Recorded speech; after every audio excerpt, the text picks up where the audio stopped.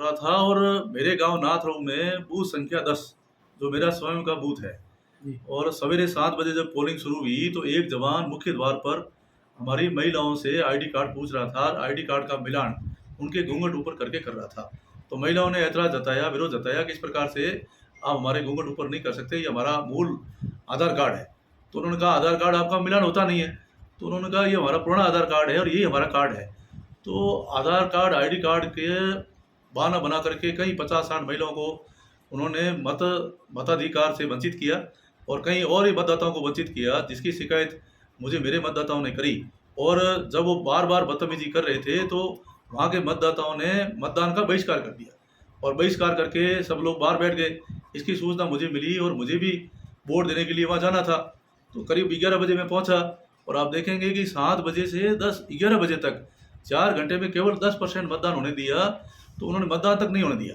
तब मैं वहाँ गांव में मेरे मतदान क्षेत्र पर पहुँचा और मैंने उनसे पूछा कि इस प्रकार से घूंघट उठा करके आप महिलाओं के साथ बदसलूकी कर रहे हो और ऐसा क्यों कर रहे हो।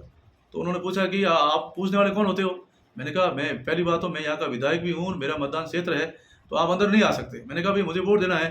तो मुझे भी अंदर आने से उन्होंने रोका और रोकने के बाद मैंने उनसे बात करी कि भाई आप इस तरीके से क्यों कर रहे हो। तो देश में आकर के उन्होंने मेरे सामने बंदूक तानी और कहा कि गोली मार दूंगा। तब मुझे भी मैंने कहा इस प्रकार से आप इस प्रकार की बदसलूकी मेरे साथ नहीं कर सकते। तो जितने में पुलिस के अधिकारी भी आ गए और मेरे को कहा भाई आप एमएलए साहब आप वोट दीजिए। तो मैं अंदर गया वोट देने के लिए और वोट दे के और मैंने उस अधिकारी को शिकायत करी कि ये जवान जो है मतदाताओं के साथ महिला मतदाताओं के साथ बदसलूकी बदतमीजी कर रहे हैं, इनके शराब की बदबू आ रही है। तो अधिकारी आए, जांच करी और जांच में उस जवान को दोषी माना और दोषी पाने के बाद में वहाँ से उसको हटाया। बस इतना सा इशू है, इससे ज़्यादा और कुछ बात नहीं। एक मिनट एक मैं पहला प्रश्न वो वीडियो के बारे में। हाँ बाबू सिंह जी, आपका एक सोशल मीडिया पे वीडियो वायरल हो रहा है, उसको लेकर आप क्या कहेंगे?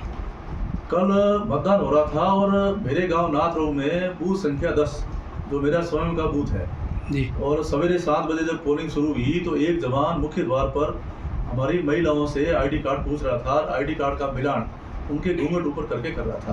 तो महिलाओं ने ऐतराज जताया, विरोध जताया कि इस प्रकार से आप हमारे घूंघट ऊपर नहीं कर सकते, ये हमारा मूल आधार कार्ड है। तो उन्होंने कहा आधार कार्ड आपका मिलान होता नहीं है। तो उन्होंने कहा ये हमारा पुराना आधार कार्ड है और ये हमारा कार्ड है। तो आधार कार्ड आईडी कार्ड के बहाना बना करके कई 50-60 महिलाओं को उन्होंने मताधिकार से वंचित किया और कई और ही मतदाताओं को वंचित किया, जिसकी शिकायत मुझे मेरे मतदाताओं ने करी। और जब वो बार बार बदतमीजी कर रहे थे तो वहाँ के मतदाताओं ने मतदान का बहिष्कार कर दिया और बहिष्कार करके सब लोग बाहर बैठ गए। इसकी सूचना मुझे मिली और मुझे भी वोट देने के लिए वहाँ जाना था।